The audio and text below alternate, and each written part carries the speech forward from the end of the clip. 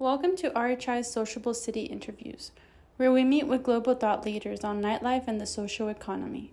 Today we are honored to be with Alby Bocanegra, Vice President of Global City Partnerships, MasterCard.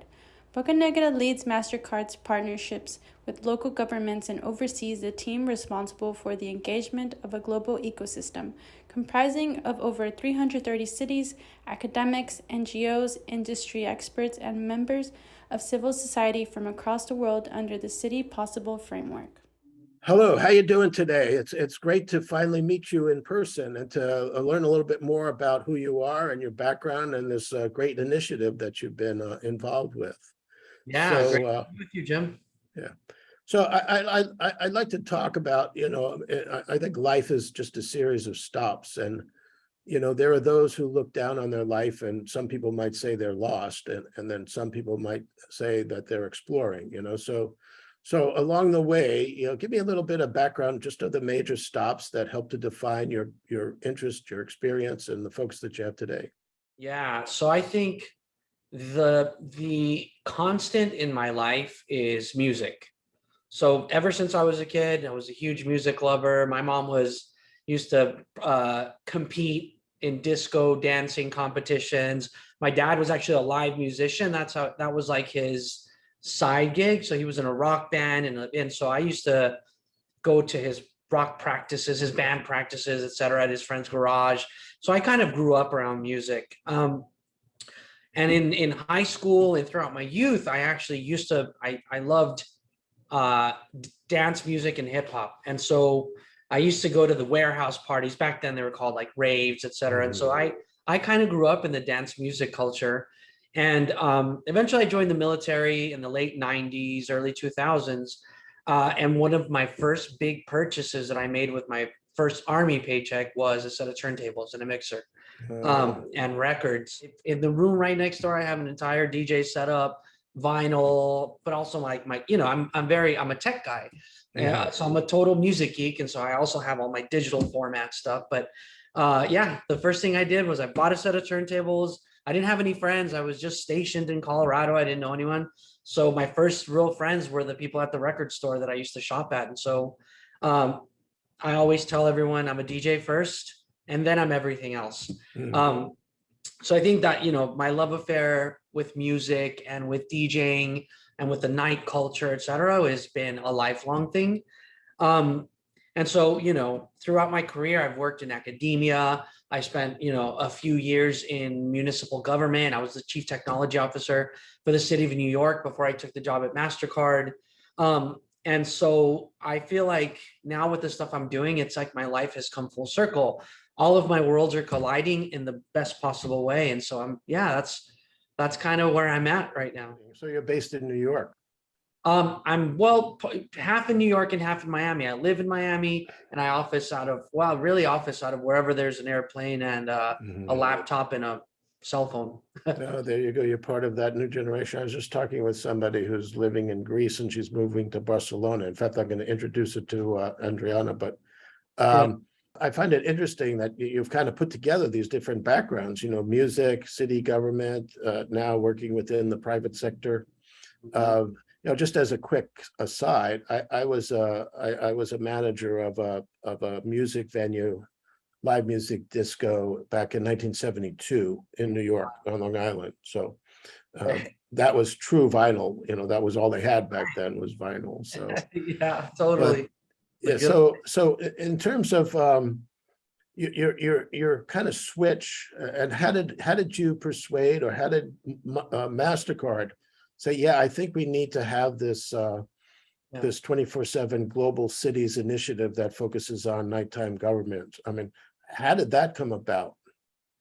Well, I'd say our ethos, or the way that we operate, is that we're at the service of the cities that are in our network.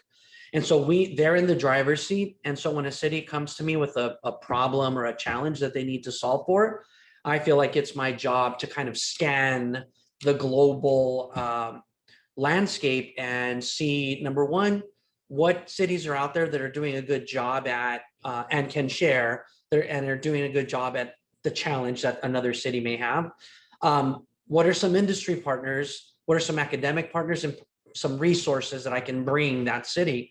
And so it started off with the city of Bogota with their economic development office, sending me an email and getting on a call with them and saying, Alby, we're expanding our night markets and we're doing more nighttime economy stuff. Who can you connect us with that's doing a good job of it? And so I immediately reached out to my former colleagues at the city of New York. So started talking with my old shop, which is the CTO office, which is now the mayor's office of tech and innovation. And they reconnected me with my former colleague from City Hall, who was the night mayor of the city of New York, Ariel. And we just had like a discussion, and from there, we grew it into like a roundtable discussion of about, I don't know, I think it was about 10 cities or 8 cities. Just started sharing best practices on some of their night programs. Then from there, I said, well, it's also my job to kind of share with the global community when we find something or when we find an area where there's an opportunity for collaboration, contribution, and and more people can benefit from it. So we used our stage at Barcelona at the Smart Cities Expo World Congress, and I put together a panel on the nighttime economy on 24-hour cities. And I had Mexico City, Bogota, of course, Andreina Cejas was a panelist. And just during that time, I saw how many people showed up to that panel and how much interest there was. And look, keep in mind, this is a smart cities conference, right? This is people who are there to talk about sensors and IoT and Web3 and blockchain, et cetera. And they were all interested in the panel about culture. And so that just kind of, a light bulb went off. And I said, I think we need to build a community around this because this is, number one, a newer discipline for cities. And number two, a really great opportunity for economic progress for cities. So it kind of met the criteria for MasterCard because that's what we do, right? We're not just a financial services company. We're not just a payments company. We're also very much a data company, and we have economic data to support some of the decision making that cities need to make. So it was just like we were like, it's like the intersection of culture, technology, economics, all of the right things are just in that mix of the nighttime economy. So just checked all the boxes. So what's your formal title and role at MasterCard? So my former title is Vice President of Global City Partnerships. And so I like it because that could just mean a bunch of different things to a bunch of different cities and people. So I can do it all. So what about the people that you have involved? I mean, where did I know you're speaking at the Smart Cities in Miami. I spoke at that conference probably about 10 years ago or so, and you're right. It was at the time I didn't get a whole lot of interest in this whole topic because that was just the emergence of the whole idea of technology-driven cities. With like the Google city up in Toronto, where they're creating everything that's based around technology. So that was really a prime focus. And so it's great to see that network is beginning to see some of the value in this. And I'm sure in Miami, you'll probably get even more interest than when I was there. But so of the people that are calling in or joining this discussion, what's their principal backgrounds? Do they come from city government, or they come from industry, or they're kind of like, DJ activists? A lot of Miric's network is the whole DJ nightlife culture network of people, and they may not have because I worked in Dublin. That was one of the cities that we worked with, and I met a number of people in that world.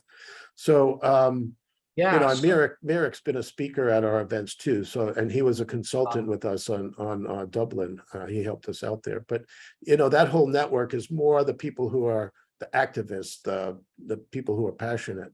But it seems like your network may be more city people or people. I think it's a mixed bag. But what I would say is primarily it's going to be policymakers, practitioners at municipal government level. So you've got, night mayors, secretaries of economic development, folks that are leading some of these like nighttime offices. But some of these nighttime offices are based out of different shops within City Hall. Some of them might be at the Office of Economic Development. Some of them are like the Entertainment Commission. Some of them are like the Department of Commerce. So it's kind of a mixed bag. So I like to think we've got some policymakers, some practitioners, but then we have some people that are interested like more in innovation, right? And so they're thinking about how does the intersection of technology and culture come to play into this, and how can tech people also support some of the cultural activities that are going on in cities? Because I think a lot of people are starting to recognize that in the quest for becoming a more connected, technologically connected city, it's important that you don't lose your identity and that you preserve the culture and you preserve the cultural institutions that really make up a city, right? That nobody visits New York or Amsterdam or Helsinki or wherever because they have the fastest public Wi-Fi. They visit because they have a sound, they have a taste, they have a feel when you go to those cities. And so I think, you know, people are starting to recognize, municipal leaders are starting to recognize that those kinds of things are important to make their city visitable, livable, investment worthy, all of the above. And so I think that calls for like a broader conversation. So we definitely have some of the advocacy groups joining, but I'd say my primary audience is going to be, you know, municipal leaders, because it's my job to keep them informed and keep them looking at the future and what things are coming their way so they can make better decisions. So for me, that my purpose is to help cities. It seems like your network is a part of one group. Like I said, you have Merrick's group, and then you have here in the US, you have the Nightcap Alliance, you know, which is basically the night managers from some of the major cities. We just completed a study for Milwaukee looking at New York, DC, Pittsburgh, and San Francisco. And really a thorough examination of how they set up their offices and the job descriptions, their budgets, what they set out as their objectives. And so that's something we did for Milwaukee because they wanted to build their program based upon the experience of others. And so what you're seeing is, you know, it's an emerging field, and terminology is also, like we talked about before, something that's constantly changing. So even now you're starting to see the headlines. Well, you still see, does Vancouver need a night mayor? You're also starting to see, does Cape Town need a 24/7 economy? You know, so I've been doing this for 40 years now. So I've been observing all of this. But one of the things that we want to look at is, you know, how do you define success of these initiatives? And, you know, there are those who would like to just enhance and develop more of a music culture, more of an ecosystem of music, like sound diplomacy advocates. Then you have issues that we're often called upon around public safety, and particularly in the US now with gun violence. And so a lot of their issues are related to that. And then you have the whole issue of mixed use development and resolving conflicts between residents and nightlife venues and changes in ordinances and regulations. And so as you put this network together and as you're doing these forums, you're generating some content that people can use. But how do you see success? I mean, what do you see the vision of this becoming? Is it a formalized association, or is it just a resource that MasterCard is providing as just a service? Do you see it spinning off into something else? What's your vision of success? I mean, it's a couple of things, right? I think first, in order to evaluate anything, I think especially like in municipal government, you got to be able to measure it. And so I think if we can, as a group, kind of establish what some of the metrics behind a successful night economy look like, whether that's, you know, tax revenue, job creation, reduction in crime, increase in businesses opening up that serve, you know, the night economy. So I think it's going to be you know, number one, creating a set of metrics for cities to evaluate what success looks like when they're building their nighttime efforts, whether that's a cultural component of it, an economic development, a small business component, whatever that is. If we can help cities measure what success looks like for them, I think that would be a really big win. The second thing would be, you know, seeing how many more cities are able to kind of learn from some of the cities that have led the charge on building these these nighttime economy offices or these nighttime offices. How many cities were able to kind of help with that journey? And I think the research we're doing, we're publishing insight reports after the convenings, like how many cities are really like picking up those insight reports. We're going to kind of create like a longer annual insight report. So how many cities are reading that and able to kind of implement and work with partners like you all, like the Vibe Lab and MedEx group, how many of them are actually able to reach back and bring them on so they can help support their development of those things? So I think that's a big win if we can find, see cities successfully developing some of these offices. But I think overall for us, economic prosperity is the name of the game. Is if we can help cities bring more economic prosperity to their residents and their small businesses, their small business community, I think for us, that is the ultimate goal for City Possible. And then for the 24-hour cities network, I'd love to see like a non-for-profit spinoff from it, a cohort of cities that work together to build like, better programming, better measurements and metrics. But ultimately, the folks that stand to benefit the most are the people that live in cities. And so if there's a quality of life, an increase in quality of life for people, to me, that is part of that success, I think. Yeah, that's a good definition. It's a good kind of vision that you're working towards.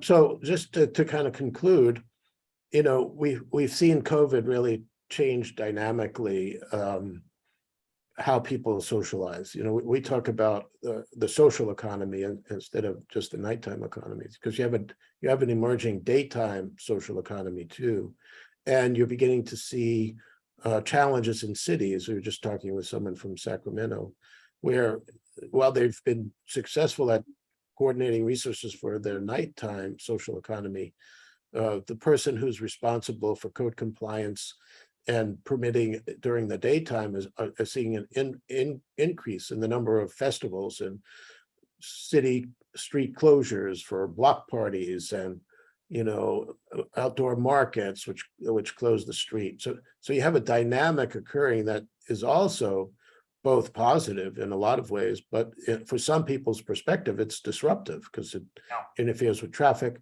These now home office workers who work in their home now have to deal with a street closure with outdoor entertainment while they're trying to do a Zoom call, so the same kind of issues that are at night are also during the day. And then when you look at a 24/7 economy, I've worked in cities like New Orleans and Mobile, Alabama, and Savannah, where they have Las Vegas, they have a 24/7 licensing system, and they cope with it. But any attempts now to try to extend hours, like in California, they have a proposal to do a pilot in 6 cities with a 4 a.m. closing. So how do you see kind of the evolution of resistance to this extended hour lifestyle that would encompass a 24/7 economy with those who see it as nothing more than extending hours for people to drink and cause disruptive behavior? So how do you make an argument that, well, if you go from 2 a.m. to 24/7, you're going to have less problems? And I know Merrick talks about that experiment that they did in Amsterdam, but not every city is Amsterdam. And particularly in the US, where you have a strong kind of prohibitionist component still in the culture. Yeah. How do you see 24/7 working from that perspective if it revolves around alcohol? Yeah. And so I think that's kind of one of the things that I'm really interested in doing, is kind of dispelling that myth that having a 24-hour economy means like, it means like you can party longer. I think, we've surveyed people and we've talked to our groups, and people have different kinds of activities that they like to do at night. Like I was mentioning Bogota at the beginning, was they're interested in having their night markets because some people are shift workers and they have to do their shopping at night. Same with like buying groceries at night. So bodegas or small shops or whatever can extend their hours or have different business hours because they know that people are participating more at night. Then that helps some of the small businesses in the community. So I think it's also about creating programming around a 24-hour economy that benefits everybody, not just like people that are doing the social stuff or clubs or the restaurants or the small businesses that benefit from that, but like, how can everyone take advantage of a 24-hour economy? I know a lot of people like to exercise in the late hours or in the very, 3 a.m. Some people get up and they want to go do a run, et cetera, that are super, super early risers, but technically that is nighttime for some people. So I think it's a matter of just looking at it holistically and not just like one element of the night economy, which is, yes, bars, restaurants, and the social stuff, which is all fantastic. It makes a city thrive and lively, et cetera. But you're right, there are some people that are working remotely that are shift workers, and that stuff just isn't like appealing to them, or they're not going to participate. But what it does do is people that are working at home, that still gives them an opportunity to come into the city, specifically like people that are living in the suburbs or a little bit outside of the urban areas, to say, oh, well, guess what? Now, I'm not in the city during the day commuting, but I still want to enjoy the city. I still want to go to my favorite pizza shop, or, my favorite business or boutique that I like to shop at in the city, without having to do it from 9 to 5. Right now I can go after hours when there's less pedestrians, less commuters, less traffic, et cetera. And I can enjoy my city. And now I can, whatever that is. Like, there's a gazillion examples that I can provide. But I think more than anything, it's important to recognize that the nighttime is an ecosystem, just like the daytime is. And so there's many parts of it. And the more we foster, it's also fragile, right? So we've got to foster that ecosystem and build robust programming around it, not just like one element, right? Not just, hey, bars, restaurants, you can now open till 4 a.m. That's fantastic. But guess what? So can businesses, so can gyms. I know during the big heat waves in Europe and even here in the US, Yeah, a lot of cities just opened up their parks because you could go out at 2 o'clock in the morning to the park in a heat wave if you don't have air conditioning in your home. So I love that. Yeah, so I think that's and also just creating more youth oriented activities. I know when I was in Detroit, they have this big, huge plaza area with basketball courts and outdoor seating for some performances. And it's just a bunch of teenagers that are hanging out there, but it's not hanging out in nightlife districts where they're perceived as risky or really dangerous. And so I could see how that expanded view of how people socialize, and that even shopping is a social activity for a lot of people. So absolutely. yeah, so that's why I think we like that idea of the social economy, because it's built around not just people drinking, but they're doing activities that really support local economies. We got to think about it as just places where people come together. Yeah. And that's it. It could be anything. I was just in Mexico, in Querétaro, and I went for a while. I was actually there at a UNESCO event to talk about culture, and same thing, like the same topic. And I went out for a walk, and it was probably 12:30 a.m. And in the little central plaza, there's a lot of little restaurants around it. There was entire families with like small children running around the plaza. The fountains were on. I saw sanitation workers picking up garbage. Like, it was, I didn't see a lot of partying. It was just mostly people coming together to enjoy each other's time and enjoy that it was cooler at night. Yeah. Well, as I say, like you said, Bogota and Carolina Durant, I was a speaker at the nightlife conference there. She was a moderator. She came to the summit in DC too. Nice. But she's on, I don't know if you've seen my interviews, but she's one of the people I interviewed about how they made it through COVID and how they moved to that 24/7 economy with more outdoor seating and open markets and stuff like that. So she talks a lot about that and how that evolved in Bogota. I think that's a good case study of what you're talking about. For sure. Yeah. Well, this has been an enlightening conversation. I really appreciate the work that you're doing. You obviously have created an occupation built around your life passion, which not everybody can do. So I appreciate you taking the time to do this, and look forward to working with you in the future. Yeah. Thanks for having me. Good chatting. All right. Thank you. Bye.